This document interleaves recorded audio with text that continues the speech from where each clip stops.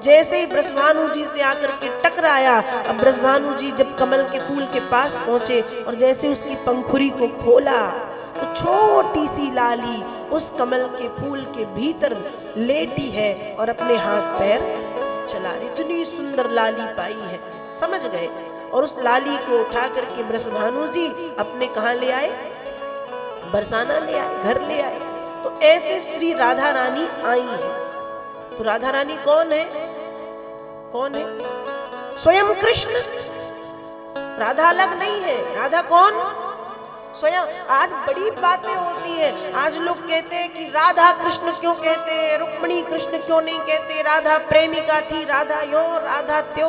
अरे भैया, आज हम कहते ना, अरे हमारा प्यार तो राधा कृष्ण जैसा है। पागल, राधा कृष्ण जैसा है।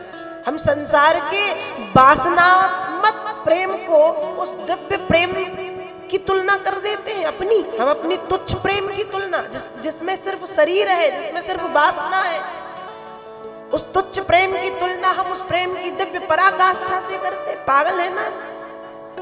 राधा कृष्ण, राधा कृष्ण प्रेम की पराकाष्ठा, प्रेम लक्षणा भक्ति प्रदान की है श्री राधा रानी ने सारे संसार को। राधा कौन? आज टीवी सीरियल में पता नहीं क्या क्या दिखाते, उल्टा सीधा बकवास, पता नहीं क्या। इसको देख देख के और युवक युवतियों का मन भ्रमित होता है कि ये राधा कृष्ण की कहानी। कभी पढ़ो राधा कौन थी।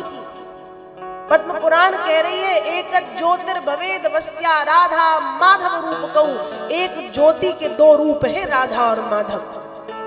जैसे सूर्य से उसकी किरण अलग नहीं होती, जैसे जल से उसकी तरंग अलग नहीं होती, जैसे चंद्रमा से शीतलता अलग नहीं होती, वैसे राधा से कृष्ण अलग नहीं। कोई अलग है नहीं, एक रूप, एक ज्योति के दो रूप। बस वो भगवान की एक लीला है। भगवान लीला पुरुषोत्तम है ना, लीला करने ही तो आते हैं। तो उस लीला को करने के लिए भगवान ही दो रूपों में प्रकट हुए हैं, एक कृष्ण के रूप में और फिर स्वयं राधा के रूप में। कि ये कृष्ण है, ये राधा है, दो अलग, बाकी अलग है नहीं, एक ही है। जैसे हमारे हृदय से, हमारे शरीर से हृदय को अलग कर दिया जाए तो हमारा जो शरीर है वो निर्जीव हो जाता है, मृत हो जाता है, मर जाता है। वैसे ही राधा कृष्ण को अलग नहीं किया जा सकता, इसलिए एक साथ नाम लेते हैं, राधा कृष्ण, राधा कृष्ण, क्योंकि वो अलग है ही नहीं, वो अलग है ही नहीं, एक है। हम बहुत ज्यादा इस चीज में घुस नहीं सकते, ये हमारे मन को भ्रमित कर सकती, इसलिए जितना समझ पा रहे उतना समझ लो, ऊपर ऊपर से बस। बहुत ज्यादा इसकी गहराई में हम ना जाएं तो ही अच्छा है। प्रेम लक्षणा भक्ति श्री राधा रानी ने प्रदान की है। और देखिए, प्रेम के लिए तो कहा जाता है, बड़ा सुंदर भाव है कि प्रेम परिचय को पहचान बना देता है। प्रेम परिचय को पहचान बना देता है। प्रेम वीराने को गुलिस्तान बना देता है। प्रेम परिचय को पहचान बना देता है, प्रेम वीराने को गुलिस्तान बना देता है।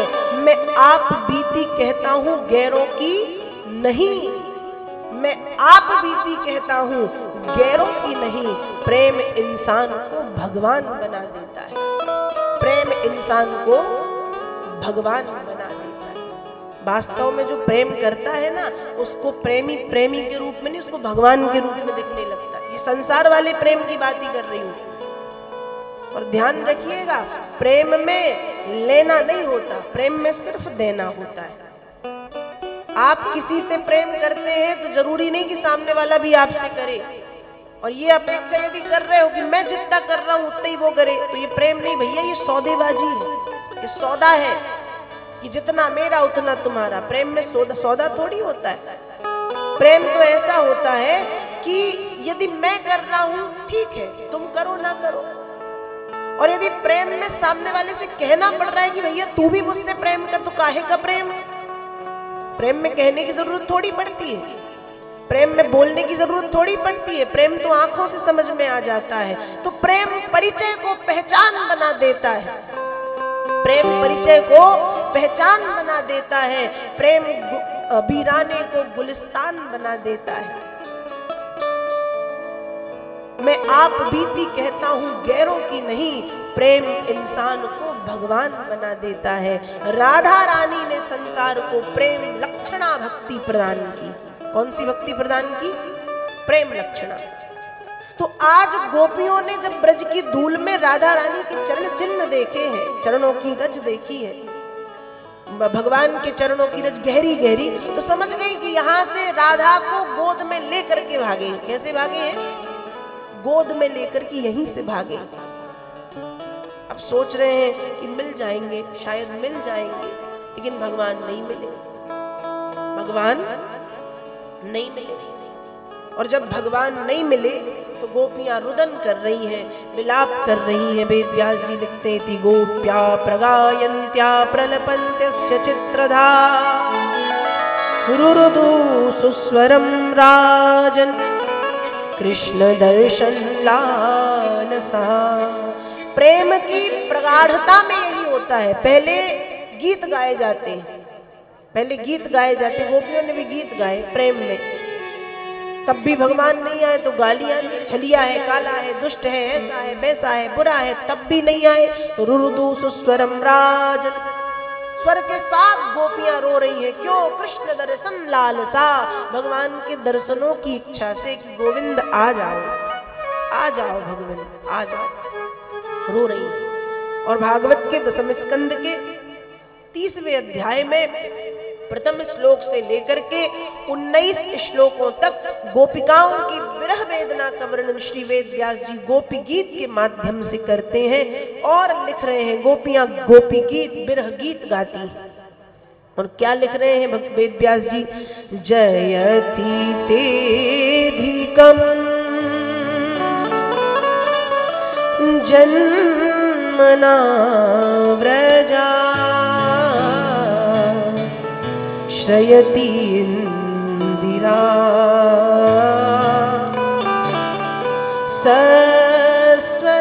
सस्वदत्रहि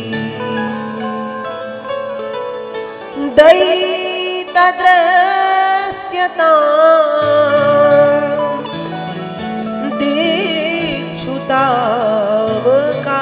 दीक्षुतावकाश त्वयिद्रता सव त्वां विचिन्वते शरदुदासये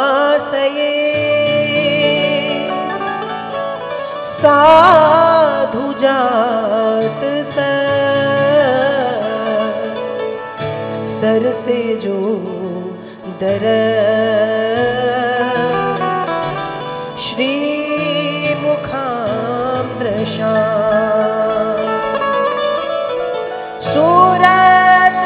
सूरतनाथ ते अशुल्क दासिका बरद निघन तो नेह किम बधा विष जलाप्ययाद व्याल राक्षसाद वर्ष मारुता वैद्युतानला ब्रस भयात्मजा विश्वतो भया ऋषभते वयं रक्षितामो न खलु गोपिका नंदनो भवान् अखिल देहिना अंतरात्मद्र विखन शार्थितो तये सखो देवान् सात्वतां कुले जयति तेऽधिकं जन्मना व्रजा श्रयति इंदिरा सस्वदत्र ही।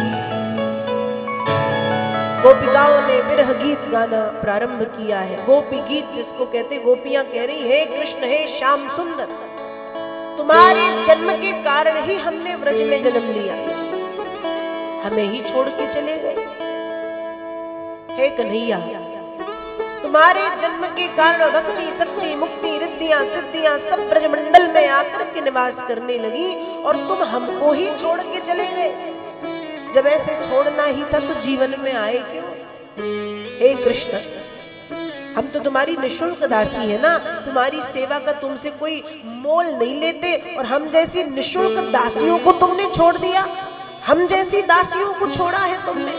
बड़े निष्ठुर हो, बड़े दुष्ट हो, बड़े बुरे हो। रो रही है, विलाप कर रही है, क्रंदन कर रही है। हे कृष्ण आओ, हे कृष्ण आओ, हे कृष्ण आ जाओ। रोती है, विलाप कर रही, करुण क्रंदन कर रही, अविरल अश्रुपात नेत्रों से प्रवाहित हो रहा है गोपियों के। आ जाओ, आ जाओ, विलाप कर रही और अंत में कहती हैं कि हे कृष्ण, शस्त्रों से जो घाव दिए जाते हैं ना, वो 2-4-10 दिन में ठीक हो जाते हैं, लेकिन नेत्रों से मार करके तुमने हमें जन्म जन्मांतरों का कष्ट दे दिया। बहुत बुरे हो तुम। विरह गीत गोपियों ने गाया है।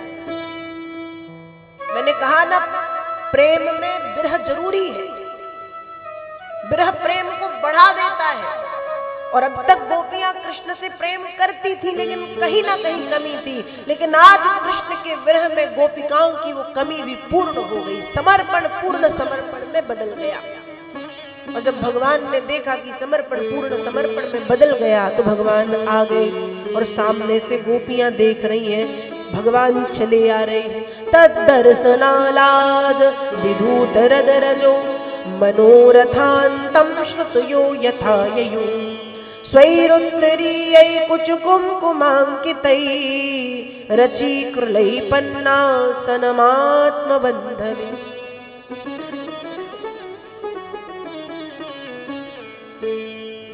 गोपियों ने भगवान को जब आते हुए देखा, खुश हो गई। अपनी चुनरी जो माताओं के हृदय की शोभा को बढ़ाती है, उस चुनरी को हृदय से अलग करके पृथ्वी पर बिछाया। आओ कृष्ण इस पर बैठो। भगवान आकर के गोपिकाओं की चुनरी में विराजमान हुए। और जब भगवान गोपियों की चुनरी में विराजमान हुए, फिर भगवान ने गोपियों के साथ महारास लीला की। रास लीला में सिर्फ गोपियां और कृष्ण है, लेकिन जब महारास शुरू हुआ है तो बड़े बड़े संसार के योगी महायोगी गोपी बन करके पधारे। गोपी क्या है? हमको क्या लगता है गोपी क्या है? आज मैं बहुत देख रही हूँ रील बनाने के चक्कर में जो युवतियां हैं, जो युवक है, पता चला वो साड़ी वाड़ी पहन ली और एक ड्रेस को ही नाम दे दिया गोपी ड्रेस। फिर ऐसे लंबा लंबा तिलक लगा के गले में कंठी वंटी पहन ली और नाच की रील बना दी। गोपी हो गए हम। गोपी कोई वेशभूषा थोड़ी है। गोपी किसी कपड़े की पहचान थोड़ी है। गोपी चंदन की पहचान। गोपी क्या कहा? गोपी एक भाव है। गोपी क्या है? एक भाव। जब किसी पुरुष के मन में भी ये भाव आ जाए ना कि इस दुनिया में सिर्फ एक ही पुरुष है, उस पुरुष का नाम कृष्ण है और हम सब तो उस कृष्ण की गोपियां हैं, उस समय समझ लो कि हम गोपी भाव में चले गए। जिसके जीवन में गोपी भाव होता है उसको संसार में पुरुष एक ही दिखता है, कृष्ण, बाकी सब गोपियां। जैसे जब मीराबाई पहुंची है वृंदावन के गोस्वामी जी से मिलने के लिए, तो गोसाई जी ने मीरा को कहवा दिया कि मीरा से कह दो गोसाई जी स्त्रियों से नहीं मिलते, स्त्रियों से नहीं मिलते। उस समय मीराबाई खबर पहुंचाती है कि एक स्त्री का दूसरी स्त्री से मिलने में क्या संकोच। एक स्त्री का दूसरी स्त्री से मिलने में कौन सा संकोच। मीरा की खबर गोसाई जी तक पहुंची। उस समय गोसाई जी खुद आए कि मैं स्त्री नहीं हूं, मैं पुरुष हूं, तुमने मुझे स्त्री कैसे कहा। तब मीरा उत्तर देती हैं कि आपको लग रहा होगा आप पुरुष हैं, लेकिन मेरे लिए संसार में पुरुष कोई है ही नहीं। मेरे लिए तो संसार में सारी गोपियां हैं ना, पुरुष तो सिर्फ एक ही है मेरे लिए। और पुरुष कौन है? सिर्फ कृष्ण। पुरुष कौन है? तो जब मैं गोपी आप गोपी, तो एक गोपी का दूसरी गोपी से मिलने में कैसा संकोच महाराज। मैं भी गोपी आप भी गोपी, तो गोपी एक भाव है। गोपी स्त्रीलिंग और पुल्लिंग नहीं है, गोपी मेल फीमेल नहीं है। गोपी की पहचान किसी जेंडर से नहीं की जा सकती। गोपी मेल फीमेल है, गोपी कोई जेंडर है, गोपी कोई वस्त्र ड्रेस है, कोई वेशभूषा है, कोई तिलक है ना। गोपी एक भाव है। गोपी क्या है? भाव। तो जब महाराज शुरू हुआ तो ये गोपी भाव किसके मन में जागा? कहा ये गोपी भाव भोलेनाथ के मन में आ गया। और भोलेनाथ कहे कि मुझे भी गोपी बनाओ। अब पार्वती जी कहे गोपी तो बना दूं, इतनी लंबी चौड़ी गोपी की चाल ढाल थोड़ी बदलेगी। साड़ी पहना दूंगी, पर चलोगे तो वैसे ही ना जैसे चलते हो, पकड़े जाओगे। बोले बाबू बोले मेरी समस्या। पार्वती जी बोली ठीक है। खूब सुंदर सी गोपी बना के इतना लंबा घूंघट डाल दिया। अब महादेव जब चले हैं वृंदावन पहुंचे, कुछ गोपियों ने देखा तो मन में सोच रही है इतनी हट्टी कट्टी लंबी चौड़ी गोपी पहली बार देखी हमने। ऐसा लग रहा जैसे 8-10 गैयों का दूध अकेले पीती हो। ये है कौन?